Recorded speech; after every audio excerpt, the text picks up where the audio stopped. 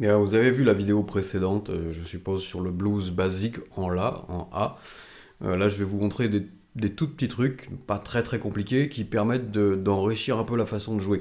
On reste toujours dans du strum pour l'instant, sachant que c'est pas l'idéal pour jouer du blues, parce que pour jouer du blues, il vaut mieux développer un jeu de finger picking un peu matiné de strum, mais il faut rajouter souvent des choses au strum basique pour que ça sonne vraiment blues. Sinon, c'est un peu folk. Là, ce qu'on fait, donc, c'est du blues un peu folk, mais c'est pas grave. C'est du blues quand même. Hein, ça permet de chanter par-dessus, par exemple.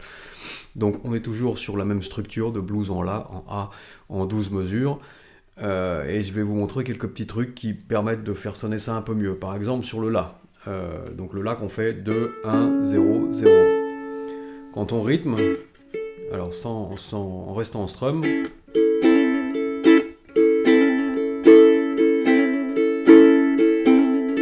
voilà, on peut jouer avec un espèce de hammer et faire une trille là. Donc on est sur la corde de Do et on oscille entre Do et Do dièse. Alors au début on n'arrive pas à faire ça. Et je lance la corde une fois et après je profite de l'énergie qu'elle a en appuyant mon doigt sur la première case, l'index, pour faire une trille. En fait, en faisant pression comme avec un petit marteau, c'est pour ça que ça s'appelle un hammer, on arrive à entretenir le son sans jouer avec la main droite. Et on inclut ça dans l'accord, ce qui n'est pas toujours facile. Hein. On peut l'inclure une fois comme ça. Alors ça, ce qui est pas compliqué, mais il faut trouver le rythme, c'est-à-dire il faut trouver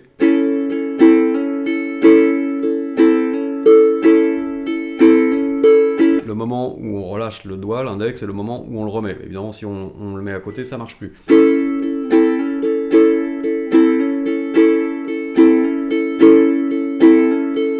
On fait ça sur le deuxième temps, en gros. 1, 2, 3, 4, 1, 2, 3, 4. Mais on n'est pas obligé de le faire si régulièrement que ça, bien sûr. Ça, c'était pour l'exemple. On peut faire aussi la trille.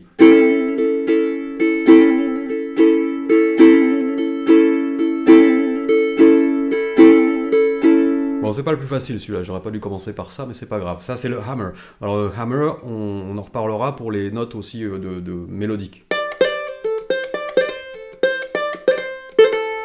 Mais pour l'instant, on n'en est pas là, on en est au rythme. Donc, le hammer, c'est ce geste-là qui permet de produire une note sans jouer avec la main droite, sans enclencher la corde.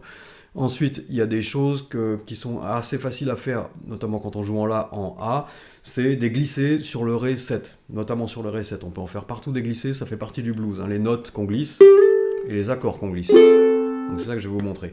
Comment on fait pour glisser le Ré. En fait, c'est comme si on se trompait. C'est-à-dire au moment de jouer le premier temps du Ré, et ben on va l'attaquer une case vers la gauche, c'est-à-dire on va se tromper, on va faire ça, et on va rattraper assez vite, parce qu'on peut pas rester là-dessus trop longtemps, c'est pas très beau.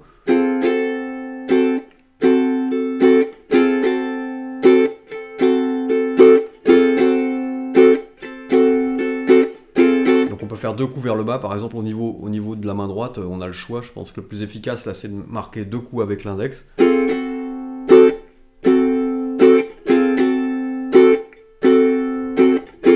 Donc ça c'est facile à faire, notamment au moment où on a deux mesures de Ré à la suite, parce que comme ça on peut jouer la première mesure standard et ensuite glisser sur la deuxième mesure. Par exemple, les glissés il faut en faire, il ne faut pas en faire tout le temps non plus, sinon c'est un peu trop lourdingue. Donc voilà ce que ça donne, je vais jouer juste le début de la grille avec un glissé en Ré par exemple, et je vais incorporer aussi mon petit hammer sur le La. Donc ça fait 3, 4...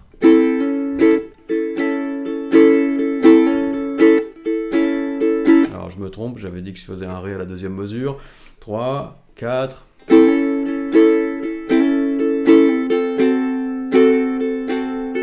Là.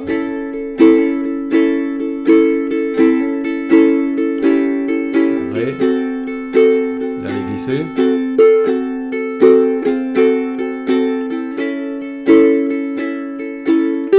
Donc j'ai pas fait ce que j'avais dit, mais ça marche aussi, hein, parce que j'ai fait des glissés en faisant des battements vers le haut. Mais tout fonctionne. Hein. Ce qu'il faut comprendre, c'est que donc on attaque le Ré un demi-ton en dessous, sur la même position, hein, sans chercher à faire le vrai, sans chercher à faire un Ré bémol. Hein. C'est un accord qui est pas très beau d'ailleurs. Hein. Il prend son sens que parce qu'on glisse. Sinon, c'est pas beau.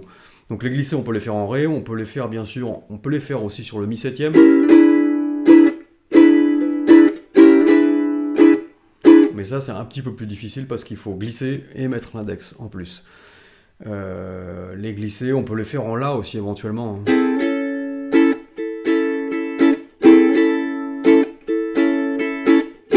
En ré, ça marche bien sûr. En la. Donc là, je passe en mi direct.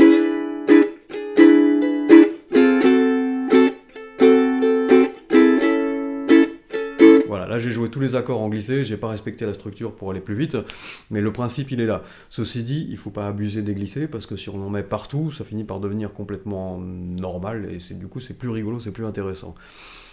Ensuite, il y a évidemment des choses qu'on peut faire aussi avec les accords. C'est-à-dire qu'au lieu de jouer un La septième ici, on peut jouer un La septième en deuxième position. La deuxième position pour le La septième, c'est 2, 4, 3, 4. Mais évidemment, c'est beaucoup plus difficile à faire, ça. Alors, entre parenthèses, les histoires de septième, quand on joue un blues, on peut mettre des septièmes à peu près partout. Là où il faut absolument le mettre, l'accord septième, c'est sur l'accord 5, c'est sur le Mi, donc sur le E7. Celui-là, le Mi, on est obligé de le jouer septième, sinon ça sonne pas terrible. Le La et le Ré, on peut les jouer majeurs, on peut les jouer septième, ça sonne un peu plus blues quand c'est septième. On peut mettre des septièmes partout, on peut en mettre juste au moment du Mi, ça change un petit peu la couleur de la chose, il n'y a rien qui est mal, donc il y a plein de possibilités. Donc par exemple, sur le blues en La, on pourrait commencer avec un La septième. Voilà, ça marcherait aussi. Je dis La septième parce que le La majeur en deuxième position, il est pas très sympa à jouer. Il est dur et il sonne pas super bien, donc dans ce cas-là, il vaut mieux rester ici. Les deuxièmes positions et les positions alternatives d'accords, il faut les utiliser que quand elles sonnent, c'est-à-dire quand elles ont un intérêt. Si vous faites un accord en deuxième position et que ça sonne pas très bien, c'est pas la peine de le faire. C'est de l'énergie dépensée inutilement, je pense. Voilà, donc on a le La septième ici. On a une autre position pour le Ré septième ici avec un barré, donc un barré sur la deuxième case et le majeur sur la troisième, l'accord de La. Et avec cette même position, on peut faire un Mi septième bien sûr, puisque là on a un Ré septième. Donc ici on a un Ré dièse septième à la case 3, et à la case 4 on a un Mi septième. Donc c'est-à-dire qu'on peut jouer ce même blues avec juste deux positions, la position de La septième, la position de Ré septième, et la position de Ré septième décalée un ton plus haut, donc en Mi septième. Donc ça ferait un truc comme ça, par exemple 3, 4, La, Ré, La, La, Ré, La, Mi, Ré, La, Mi. Alors ça c'est bien surtout quand on joue avec quelqu'un d'autre par exemple qui lui ou elle va jouer les accords en position ouverte, c'est-à-dire avec des cordes à vide. Donc il va faire le strum habituel comme ça, avec des accords qui résonnent beaucoup et avec des cordes à vide qui sonnent tout le temps. Vous, si vous faites ça par-dessus, donc c'est un peu plus swing, un peu plus jazz ça. Ça marche bien, ça se marie bien, et c'est pas la même chose. Donc du coup ça enrichit la performance en général. Voilà. Ensuite, qu'est-ce qu'il y a à faire aussi Alors évidemment rythmiquement, on est dans le strum en 4 temps. Sur le dernier E7, sur le dernier Mi septième, celui qui annonce la fin de la grille et le début de la suivante, on peut faire quelque chose comme ça met un peu d'énergie dans le truc. C'est-à-dire qu'au lieu de jouer 1, 2, 3, 4, on va jouer 1, 2, 3, 4, 5, 6, 7, 8, 9, 10, 11, 12. 1, 2, 3, 4. En fait, on fait des triolets, donc on fait 3 notes au lieu d'une. Au lieu d'un battement, on en fait 3. Alors on peut les faire 3 vers le bas, ça marche bien dans le blues.